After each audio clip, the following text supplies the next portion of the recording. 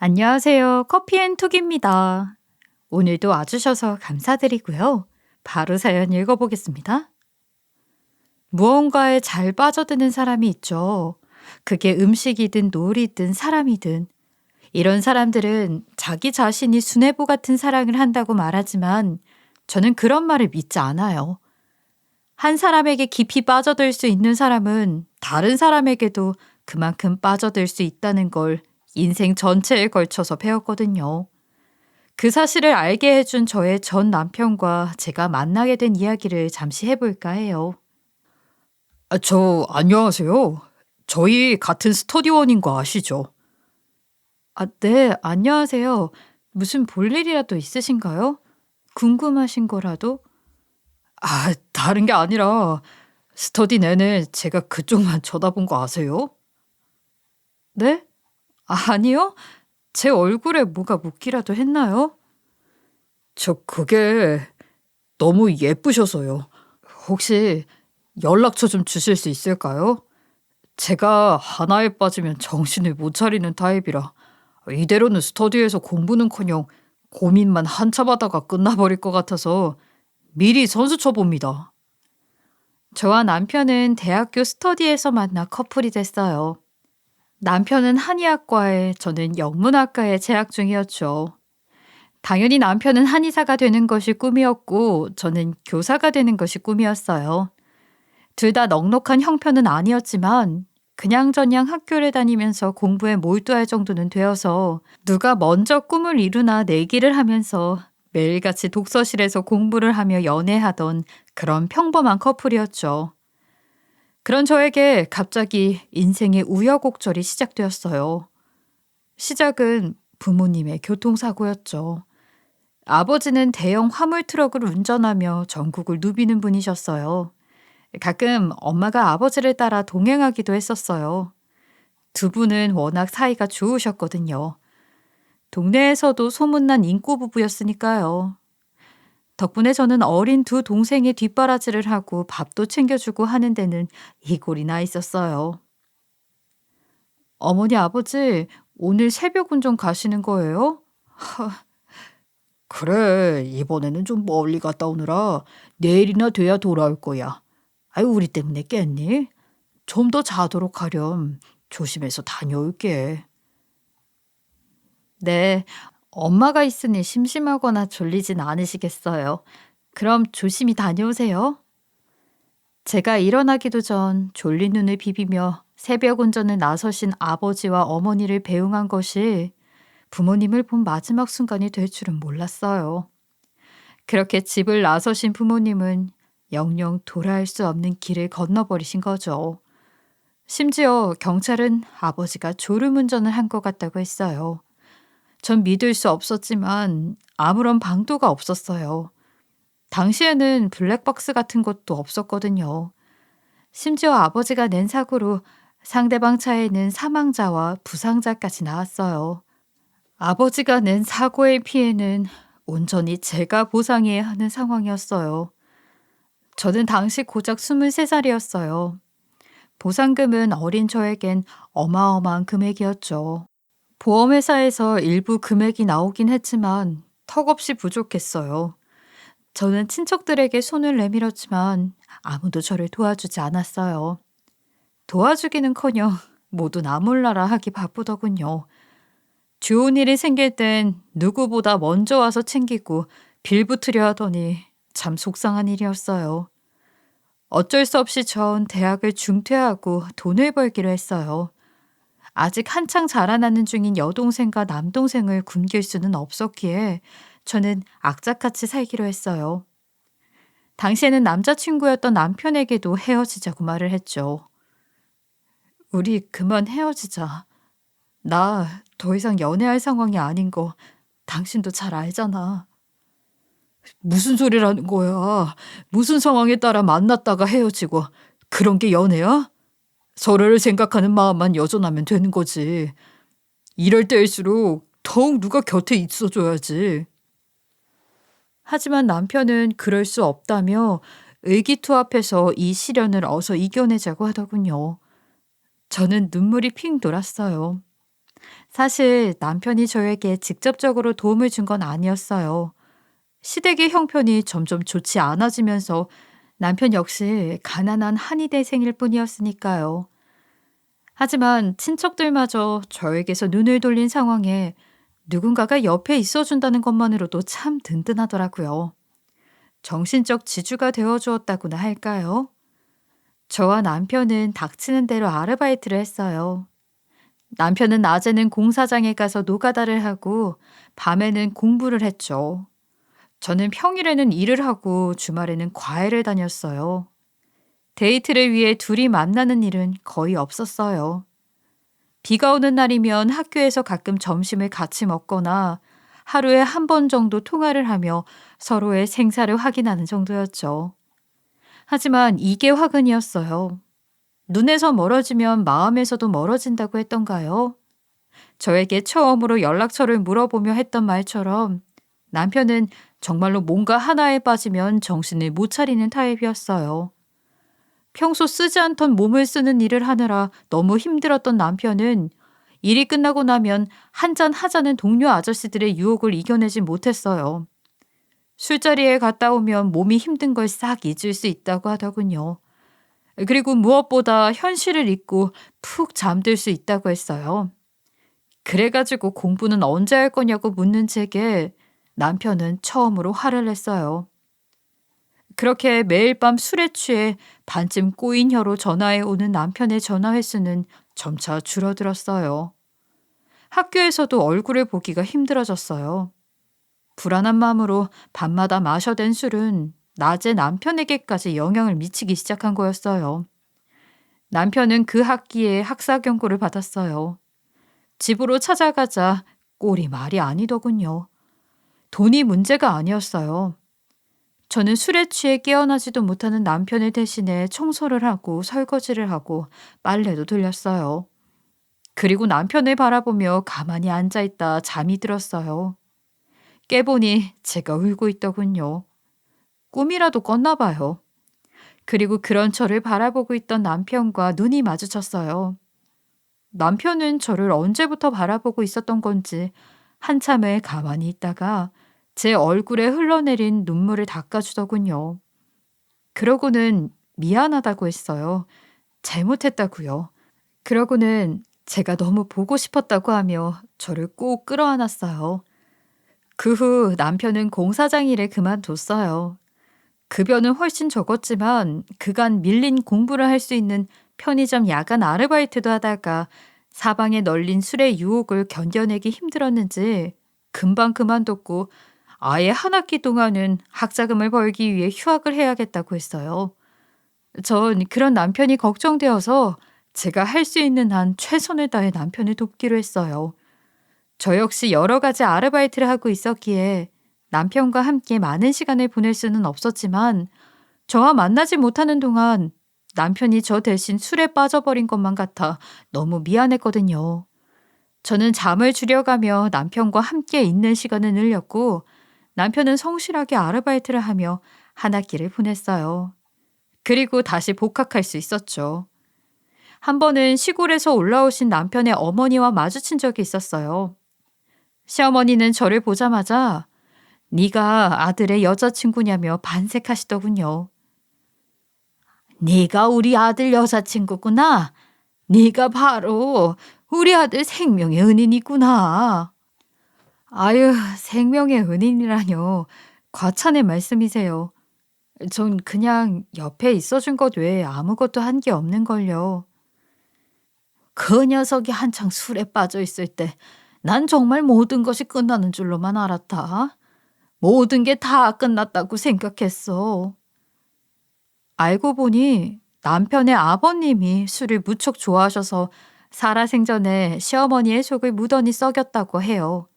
시어머니는 아들도 그 뒤를 밟는구나 싶어 힘들게 대학 보내놔도 다 소용없다고 생각하며 절망에 빠져 계셨었는데 어느 날 아들이 그동안 마음 걱정시켜드려 죄송하다고 여자친구 덕분에 정신을 차렸다고 연락을 해왔다고 했죠. 시어머니는 제 손을 꼭 잡고는 눈물을 글썽이셨어요. 제가 당신 아들의 생명의 은인이라고. 부모님 얘기 들었다고 어린 나이에 고생이 많다고 여러 가지 말들을 하시며 길에서 한참을 우시는 바람에 주변에서 얼마나 이상하게 쳐다보던지요. 시어머니는 남편에게 주기 위해 가져온 반찬들을 모두 저에게 통째로 주시며 나눠 먹으라고 하시고는 시골로 다시 내려가셨어요. 그렇게 남편은 남들보다 1년 늦게 대학을 졸업했고 국가고시에서 한 번 떨어져 다시 1년을 더 보내야 했어요. 그렇게 8년 만에야 한의사가 된 남편과 저는 조촐한 축하 파티까지 열었어요. 개원까지는 한참 멀었겠지만 그날까지 또 힘내보자고요. 힘들었던 대학 생활을 떠올리며 둘 다 진저리를 쳤어요. 그리고 분위기가 무르익자 남편은 작은 상자를 꺼내더군요. 그동안 고생시켜서 미안해. 앞으로도 고생시키지 않겠다는 말은 못하겠지만. 못하겠지만? 그래도 당신은 언제나 내가 빠져있는 것 중 1순위야. 영원히 당신에게 푹 빠져서 살고 싶어. 나와 결혼해 줄래? 영원히 1순위라는 그 말 잊으면 안 돼? 그렇게 우리는 곧장 결혼식을 올렸어요. 일가 친지들만 모인 조촐한 결혼식이었지만 얼마나 행복했는지 몰라요. 여동생과 남동생이 어찌나 많이 울던지. 누가 보면 내가 죽은 줄 알겠다고 저는 환하게 웃기만 했어요. 신혼살림 또한 조촐했지만 우리는 이제 정말 함께하게 되었다는 생각에 마음이 든든했던 것 같아요. 억지로 시간을 내서 만나지 않아도 하루 일과가 끝나고 집에 오면 서로가 있다는 생각에 발걸음이 가벼워지더군요. 데이트 비용도 아껴지는데 진작에 결혼을 할 걸 그랬다며 우리는 웃었어요. 그렇게 우리는 알콩달콩하게 1년의 신혼기간을 보냈다가 아이를 가졌어요. 그 1년간 저는 공부를 해서 간호조무사 자격증을 땄고요. 나중에 남편이 개원을 하게 되면 인건비를 아낄 수 있겠다 싶어서였죠. 자격증을 따고 취업을 한 지 얼마 안 돼서 임신 사실을 알게 된 저는 출산 직후까지 계속 일을 했고 건강한 딸아이를 출산했어요. 이후에도 인생은 계속되었죠. 비교적 평범한 나날들을 보내면서 시간은 잘만 흘러가더군요. 남편의 개헌은 아직까지 꿈도 꿀 수 없었지만 남편은 한의사로서 저는 간호조무사로 비교적 안정적인 생활이 계속되었어요. 딸아이도 순조롭게 자라고 있었어요. 남편은 가장이 된 후 의젓해진 것 같으면서도 예전과는 크게 달라진 점이 없었어요. 여전히 무언가에 종종 빠져들었어요. 대학 때 이후 술은 입에도 안 대게 됐지만 대신 낚시, 게임 같은 취미 생활에 푹 빠져들었다가 세그머니 빠져나오곤 했어요. 저는 아주 큰 돈과 많은 시간이 드는 것만 아니면 그냥 놔두기로 했어요.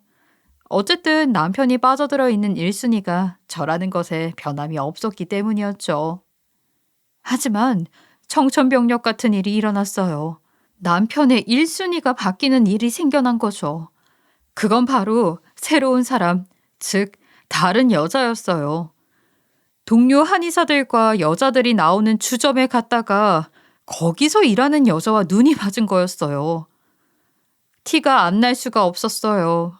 잦아진 외출, 가끔씩의 외박, 출처를 알 수 없는 돈 씀씀이, 줄어드는 연락. 하지만 저는 남편에게 뭐라고 할 수가 없었어요. 딸아이가 한창 예민할 고3이었거든요. 저는 최대한 조용히 일을 처리하고 싶었기에 증거를 하나씩 모았어요. 그러고는 남편에게 경고를 했죠. 당신 나한테 뭐 할 말 없어? 할 말이라니 무슨 소리라는 거야? 왜 사람을 그런 눈으로 보고 그래? 나 바보 아니야. 다 알고 있어. 증거도 착실하게 모아놨어. 증거라니 무슨 증거를 말하는 거야? 지금 우리 딸 고3이야. 중요한 시기라고. 내가 아무런 말도 안 하는 건 그것 때문인 줄 알아. 조용히 정리해. 한 번만 봐주는 거야? 2번은 없어 절대로. 아이 말도 안 되는 소리 좀 하지 마. 내가 뭘 어쨌다고 그러는 거야? 그걸 정말 몰라서 물어? 난 분명히 경고했어. 남편은 새파랗게 질린 얼굴로 끝까지 잡아대기만 하더군요. 하지만 그 후 달라진 모습을 보였기에 저는 알아서 잘 정리했으려니 생각했어요. 그렇게 딸아이는 고3 시절을 무사히 보내고 20살이 되어 명문대에 입학을 했죠. 저의 자랑거리였어요. 그런데 어느 날 일하는 도중에 딸아이에게 전화가 왔어요. 울고 있더군요. 무슨 일이냐고 했더니 집에 갔는데 남자가 웬 여자와 있었다고 했어요. 남편은 계속해서 바람을 피고 있었던 거예요. 심지어 저와 딸이 없는 틈을 타 그 여자를 집으로 끌어들인 거였죠. 어떻게 상간녀를 집으로 끌어들여 딸에게 그런 장면을 보게 할 수가 있는지 저는 정말 남편을 용서할 수가 없었고 당장 남편의 병원으로 뛰어들어갔어요. 남편은 저를 보자마자 뭔가 변명을 하려는 듯 입을 열었지만 저는 아무런 말도 듣고 싶지 않았기에 다짜고짜 남편의 따귀를 때리고는 밖으로 나와버렸어요. 도무지 진정이 되지 않더군요. 저는 상간녀의 가게에도 찾아갔어요. 태어난 낯짝으로 이런 가게에 여자분이 무슨 일로 찾아왔냐고 하는 상간녀를 본 순간 정말로 참을 수가 없어진 저는 그 여자의 머리채를 잡고 난리를 쳤죠. 하다 할 일이 없어서 멀쩡하게 가정 있는 남자한테 꼬리를 쳐? 너 오늘 한번 내 손에 죽어봐라. 어머, 이 여자가 왜 이래 미쳤나 봐. 미쳤어? 미친 게 나인지 너인지 한번 생각해봐. 어떻게 뻔뻔하게 감히 남의 집에 발을 들여? 남편 단속 제대로 못 해놓고 왜 나한테 난리야? 사람 살려요. 어이없게도 상간녀는 저를 상해죄로 고소를 했어요. 제가 상간녀에게 돈을 받아도 모자랄 판에 보상을 해줘야 하는 아이러니한 상황이었어요. 그런데 그 와중에 더 환장하겠는 건 남편은 그 여자가 임신을 했다며 이 집에서 나가줘야겠다며 이혼 요구를 하더군요. 정말 어이가 없었어요. 실제로 상간녀가 임신을 했는지 어쨌는지는 알 수 없었지만 남편은 위자료, 재산분할 등 모조리 다 저에게 양보하고는 대신 집에서 저와 딸을 내쫓았어요. 차마 입에 담을 수 없는 말을 내뱉으면서요. 당신 흔적 남는 거 더러우니까 깨끗하게 치우고 나가. 알겠어? 네 참, 이 정도 했으면 제발로 알아서 좀 나가줘야 하는 거 아니야? 거지도 아니고 여자로서 자존심도 없어? 당신이 오죽 못났으면 내가 바람이 났을 거란 생각은 해보지도 않았지. 어떻게 딸이 듣는 앞에서 저런 이야기를 할 수가 있는지. 심지어 쥐꼬리만한 돈을 주면서 저런 소리를 해대니 정말 분통이 터지더군요. 솔직히 말이 한의사지 여태까지 개원도 못하고 페이닥터로 살아왔으니 재산이고 능력이고 아무것도 없었거든요. 오히려 저와 결혼 후에 제가 착실하게 모아둔 적금 덕분에 겨우 제가 받을 몫이 있었던 것 같아요. 다행히도 딸은 충격을 금방 극복해냈어요. 어차피 전 남편은 어린 시절부터 육아에 적극적으로 참여하지도 않았고 대부분의 시간을 직장과 밖에서 보냈던 터라 딸과 애착 형성이 크게 되어 있지 않았던 거죠. 딸은 엄마만 있으면 된다고 했어요. 연애도 결혼도 다 필요 없다고요. 그러고는 돈이 제일 중요한 것 같다며 명문대의 학벌을 살려 과외를 시작했어요. 저는 그런 딸이 기특하면서도 마음이 아팠죠. 저 때문에 딸이 푸릇푸릇한 대학생활도 즐기지 못하고 연애도 하지 않고 돈만 아는 아이가 되어버린 것만 같았어요. 안타깝더군요. 저와는 다르게 즐거운 대학 시절을 보내길 바랐는데 말이죠. 이 모든 게 정말 저 때문인 것만 같았어요. 이 와중에 딸은 장학금도 받고 가회비로 생활비까지 보태며 어느새 수석으로 졸업까지 하게 됐어요. 그래서 앞으로는 어떻게 하고 싶니? 엄마가 크게 도와줄 수는 없어도 너 하고 싶다는 거 절대로 말리지는 않을게. 글쎄, 굳이 당장 취업을 하는 것보다는 과외나 당분간 계속 하려고 해. 그래? 괜찮겠어? 음, 수입도 그냥 취업하는 것보다 훨씬 괜찮고, 그리고 아이들 가르치는 거 보람도 있어. 애들 성적이 오르면 내가 다 기분이 좋다니까. 심지어 딸의 가르치는 실력이 썩 괜찮았는지 아이들의 성적이 잘 올라서 학부모들 사이에 소문이 좋게 난 모양이었어요. 딸은 과외만으로도 웬만한 대기업을 다니는 동기들보다 훨씬 많은 돈을 벌면서 바쁘게 지냈죠. 대출을 받아서라도 본격적으로 공부방이라도 하나 차릴까 고민을 하던 찰나 딸은 입주과외를 제안받게 됐어요. 연봉제로 제안을 받았고 거절하기엔 너무 큰 돈이었기에 딸은 그 제안을 수락하기로 했죠. 딸의 말에 의하면 그 집은 어마어마한 대저택이었고 과외를 받는 여학생은 재수생이라고 하더군요. 할머니, 할아버지와 함께 살고 있다고요. 여학생의 아버지는 미국에서 박사과정을 밟고 있고 어머니는 돌아가셨다고 했어요. 그래서 조부모님 집에서 함께 지내고 있는 거라고요. 의대 진학을 위해 재수를 하게 되었고 조부모가 돈이 많다 보니 입주과외를 붙여주기로 한 모양이었어요. 저는 딸이 그 집에서 잘 지낼지 걱정이 되었고 일찍이 어머니를 여의고 어린 나이에 부모님과 떨어져 조부모님과 함께 산다는 여학생의 사정도 딱해 반찬을 들고 그 집을 몇 번 방문했어요. 조부모님에게 딸을 잘 부탁드린다고 인사도 하고요. 그런데 그 집 조부모님이 제 반찬을 맛보고 썩 마음에 들었나 봐요. 저에게 식사 담당 입주 도우미로 와줄 생각이 없냐고 묻더군요. 본인들과 손녀 식사를 영양 있게 책임져 달라고요. 그쪽에서 제안한 금액은 간호조무사로 제가 받는 월급보다 훨씬 많았고 딸과 함께 생활할 수 있으니 저로서는 썩 괜찮은 제안이라고 생각이 들어 저는 딸과 함께 그 집으로 들어가게 됐어요. 몇 달을 있다 보니 이 집안의 사정에 대해서 대충 다 알 수가 있더군요.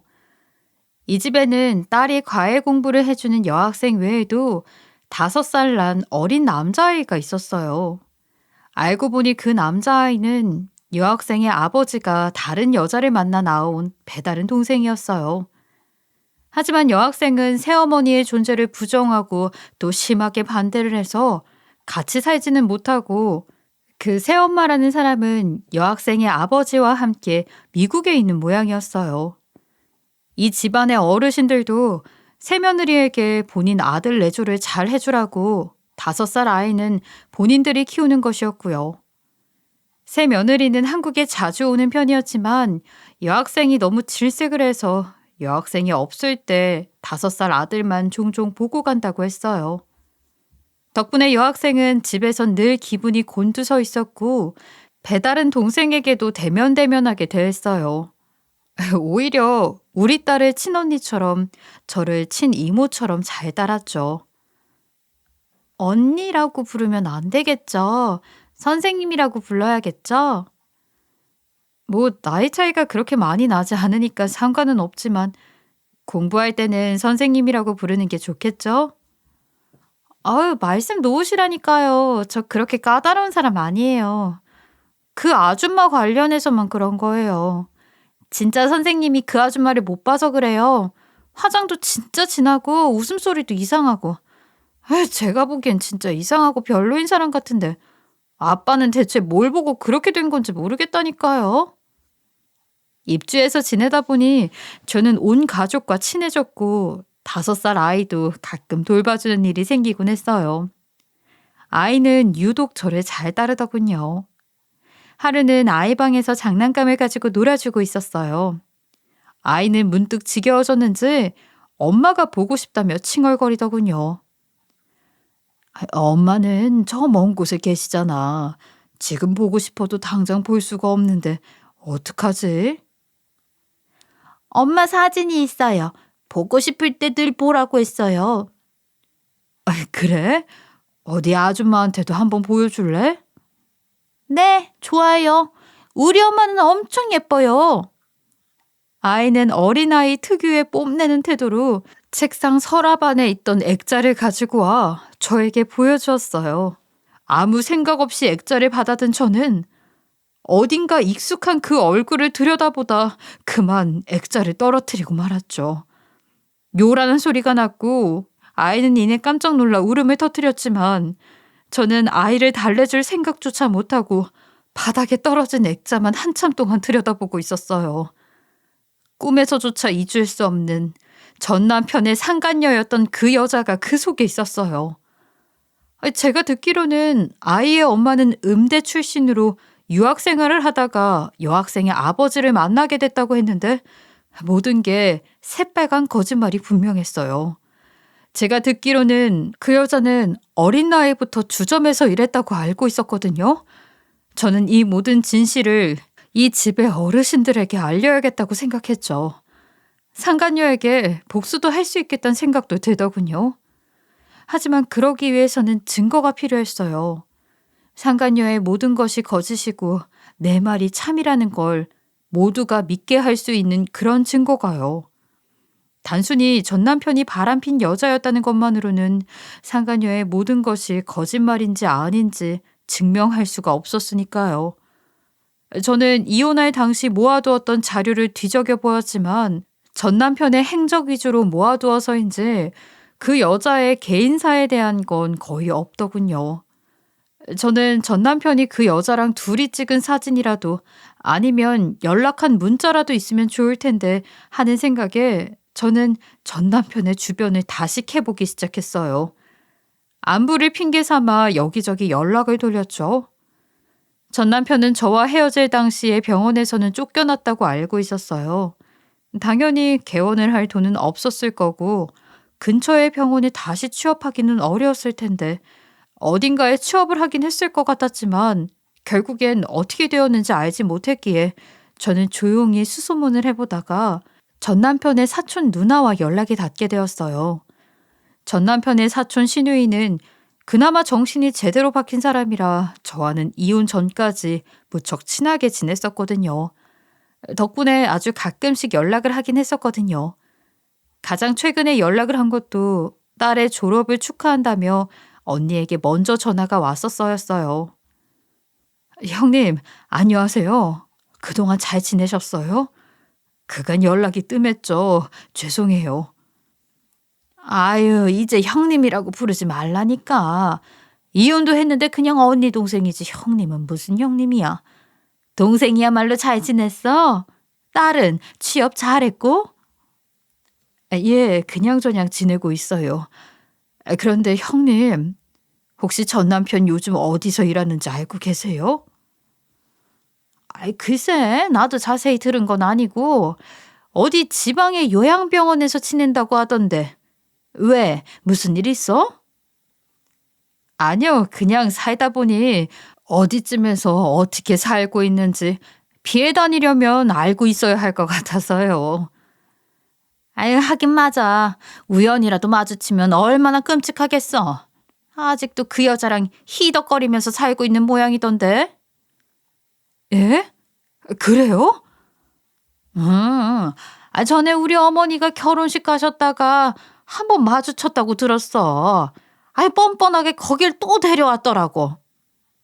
언니의 말인즉슨 전 남편은 아직도 상간녀와 만나고 있다고 했어요. 그렇다면 미국에서 여학생의 아버지를 내조하고 있다는 게 새빨간 거짓말이라는 얘기 아니겠어요?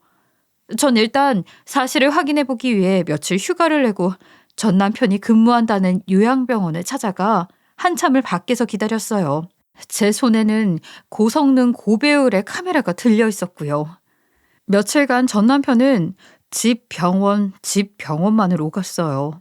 집은 후줄근한 원룸이고 퇴근할 때마다 불이 꺼져 있는 것이 누군가 있는 것 같지는 않더군요. 그렇게 허탕을 치고 돌아가기 전 마지막 날, 저는 전 남편이 퇴근 후 차를 몰고 평소와는 다른 곳으로 향하고 있다는 걸 알고는 미행을 했어요. 전 남편이 도착한 곳은 공항이더군요. 전 남편은 본인이 어딘가를 가는 것은 아닌 듯 입국장으로 향했어요. 그 순간 느낌이 오더군요. 저는 몰래 전 남편의 뒤를 계속 밟았어요. 그러고는 입국하는 어떤 여자와 꼭 끌어안는 전 남편의 모습을 사진과 영상으로 담을 수 있었어요. 바로 그 상간녀였어요. 심장이 미칠 듯이 쿵쾅거리더군요. 저는 마음을 채 진정시키지도 못하고 서울로 돌아왔어요. 딸과의 상의 끝에 저는 바로 여학생과 여학생의 조부모님, 즉 제가 평소에 사모님, 사장님이라고 불렀던 두 분에게 드릴 말씀이 있다고 했어요. 셋은 의아한 표정으로 저와 딸의 이야기를 잠자코 듣더군요. 여학생의 표정이 점차 일그러졌어요. 사장님과 사모님은 몹쓸 농담을 들으신 것처럼 표정을 찌푸리셨고 어떻게 그런 말을 함부로 할 수 있냐고 하더군요. 세상에 농담으로 할 말이 있고 못할 말이 있다면서요. 아주머니, 저랑 남편이 아주머니 사정 많이 봐드린 것 잘 알고 계실 거예요. 요리 솜씨가 워낙에 좋으시니까 제가 월급도 넉넉하게 드리고 있고요. 그런데 이런 말도 안 되는 얘기를 가져와서 우리더러 믿으라는 거예요? 이건 좀 경우가 지나치지 않아요? 우리 아들이 바보도 아니고 우리도 그 애가 새 며느리로 들이기엔 다소 부족하다고 생각하긴 했지만 이런 터무니없는 얘기를 믿을 정도는 아니에요. 제가 사모님, 사장님 입장이라도 제 얘기가 말도 안 된다고 생각하셨을 것 같아요. 하지만 하늘 아래 억울하게 속아 넘어가는 사람을 그냥 내버려 둘 수 없는 노릇 아니겠어요? 제가 증거를 다 찾아왔어요. 저는 여학생에게 그리고 사장님과 사모님에게 그 사진과 영상을 보여드렸어요. 여학생은 바로 분노에 차 소리를 질렀죠. 세상에, 이게 뭐야? 더러워, 내가 뭘 했어. 그 여자 처음부터 믿을 수가 없다고 했잖아. 아빠도 미친 거 아니야? 어떻게 저런 여자애 뭘 어떻게 믿고 새엄마랍시고 데리고 온 거야? 세상에, 맙소사, 어떻게 이런 일이. 바로 이틀 전에 찍은 영상이에요. 아직 한국에 있을 테니 전화해서 사정을 제대로 확인해 보시는 것도 좋을 것 같아요. 이제 진짜 아무것도 믿을 수 없어. 쟤는 아빠 아들 맞긴 해? 친자 확인해보라고 해. 큰 소리가 집안에서 나자 5살 아이도 무슨 일인가 싶어 거실로 나왔다가 여학생이 소리를 지르는 것을 듣고는 울음을 터뜨렸어요. 저는 아이를 달래 잠자리에 들게 했죠. 아이야 죄가 없겠지만 이 아이를 책임져야 할 것은 이 집 식구나 제가 아니라 상간녀라는 생각에 어이가 없으면서도 마음이 씁쓸하더군요. 사모님과 사장님은 당장 두 눈으로 그 여자를 봐야겠다고 남편이 일하는 요양병원을 알려달라고 하셨어요. 그 사이 여학생은 제 아빠와 통화를 해서 그 여자가 현재 미국에 있지 않고 일주일 정도 지낼 요량으로 한국에 갔다는 것을 확인한 상태였죠. 결국 이 집 식구들 모두와 저는 다시 한번 전 남편이 일하고 있는 요양병원으로 향했어요. 늦은 시간이라 전 남편은 퇴근하고 없더군요. 저는 혹시나 해서 전 남편의 후줄근했던 원룸으로 가보자고 했어요. 불이 켜져 있는 것을 확인하고 올라간 원룸 문을 한참 두드리자 전 남편이 투덜거리면서 누구냐고 문을 열더군요. 현관에는 사치스러운 구두 한 켤레와 커다란 캐리어가 놓여 있는 게 보였어요. 문이 열린 틈을 타 머리 끝까지 화가 난 사장님이 문을 벌컥 열고 집 안으로 들어섰어요. 전 남편이 말릴 새도 없었죠. 그리고 딸은 몇 년 전에 봤던 것과 비슷한 장면을 또다시 보게 됐어요. 충분히 자라난 딸은 이번엔 울지 않았어요. 그저 얼굴을 찌푸렸을 뿐이죠.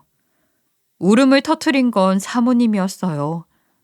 세상에 어떻게 네가 같은 말들이 사모님 입안에서 흘러나오고 있었어요. 여학생은 애초에 마음을 단단히 먹고 왔는지 그저 싸늘한 눈빛으로 집안을 바라보기만 하더군요. 사장님과 사모님 뒤에 서 있던 저를 발견한 전 남편은 어이가 없는 듯 소리쳤어요. 야, 네가 왜 여기에 있어? 네가 뭐라고 지금 여기에 와서 이러는 거야? 이 사람들은 또 뭐야? 아빠, 아니지. 아빠라고 부를 필요도 없지. 아저씨, 눈치 좀 챙겨요. 이게 무슨 상황인지 아직도 모르겠어요? 새파랗게 질린 얼굴로 황급히 몸을 가리는 상간녀와 분노에 가득 찬 사장님과 사모님, 그리고 여학생의 얼굴을 본 전 남편은 그제서야 모든 걸 눈치챈 것 같았어요. 전 이 모든 것이 마치 TV 속 드라마를 보는 듯한 느낌이더군요. 그 난리를 겪고 거짓말까지 해서 새로운 남자를 찾아놓고도 아직까지도 전 남편을 만나고 있는 상간녀를 보고 있자니 둘이 아주 천생연분이랄지 천년의 사랑이랄지 참 지독하다는 생각이 들더라고요. 하지만 그런 거였으면 진작에 둘이 결혼하지 왜 불륜을 저질러서 엄한 상대방들 눈에 피눈물 나게 하고 멀쩡한 집안을 이렇게 박살내는 건지. 상간녀는 급히 옷을 주섬주섬 챙겨 입고는 현관으로 나왔어요. 그리고는 억지 미소를 지으며 입을 열더군요. 아버님, 어머님, 생각하시는 거 그런 상황 아니에요. 정말로 아니에요. 제가 다 설명할게요, 네? 뭐? 우리를 바보로 하는 게냐? 이런 꼬락서니를 보이고도 그런 상황이 아니라고? 아주머니한테도 얘기 다 들었다. 애초에 모든 게 다 거짓말이지. 네 아들도 우리 아들 자식이 맞긴 하니? 순간 남편이 털썩 무릎을 꿇었어요. 한 번만 용서해 주십시오. 저 이 사람 만나는 거 처음입니다. 정말입니다. 술집에서 만나서 같이 오게 된 겁니다. 오늘 처음 만났어요. 이 사람이 유부녀인 줄 전혀 몰랐습니다. 정말이에요. 뭐야. 며느님이 너무 아름다우셔서 그랬습니다.